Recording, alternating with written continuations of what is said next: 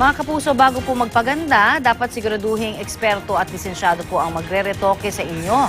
Sa Basilan, may mga kapuso po tayong imbis na gumanda, perwisyo pa ang sinapit.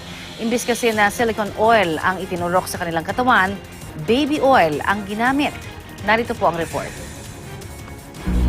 Sa Basilan, Mindanao, 3 beki ang imbis na gumanda ay nabiktima ng peligrosong turok. Taong 2018 daw nang makilala nila ang akala nilang kaibigan na si Bella o Belay na nagtrabaho daw sa Malaysia. Hi sis! Gusto mo bang gumanda?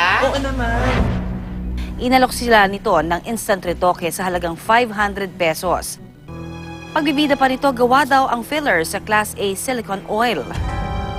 May dala siya, picture, mga modela. Maniwala yung mga tao magpaturok sa kanya. Hindi rin ako naniniwala yon, pero parang pati sarili niya, inaano niya rin, sabi niya, kahit daw siya, nagturok daw siya. Nauna raw na naengganyo si Bea. Nung ako po ilungkot, nung ako yung noon ko konti at na ko.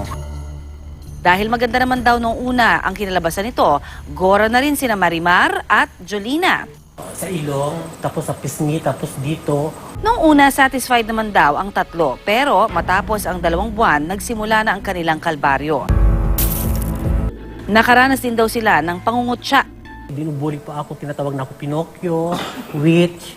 Kulang na lang po daw ako walis para lilipad na ako. Sa huli na lamang nilang hindi silicone oil ang itinurok sa kanila, kundi baby oil.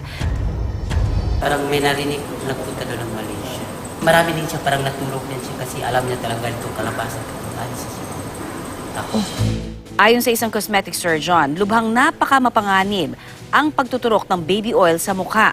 Sa mga hindi pa nagpapa-inject nitong baby oil or yung oil na to, wag na po kayo magpa-inject because ang consequences nito is nasisira po talaga yung mukha dahil sa fillers na to. But this is not medically approved to be used para sa mukha ng tao. Ang Miyerkules, sinimulan naman ang unang sesyon ng kanilang operasyon.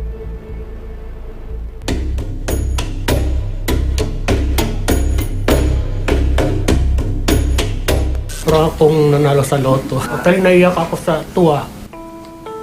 Saya ko ngayon, di ba bili-bili ng ilang milyon ng pera? Ang payo nila sa iba na nais ding magpaganda, Huwag na po magpaturok para gaganda. Tinanong nangyari sa amin, sa aming 3. Hindi ka natulog ka na, kala ko, kayo nakatulog. Kung pala ko, kaya ko meron kayo ngayon. kung limananang sila'y matuto ng leksyon, sana ay magsilbi itong aral para hindi na maulit sa iba pa ang kanilang masaklap na sinapit.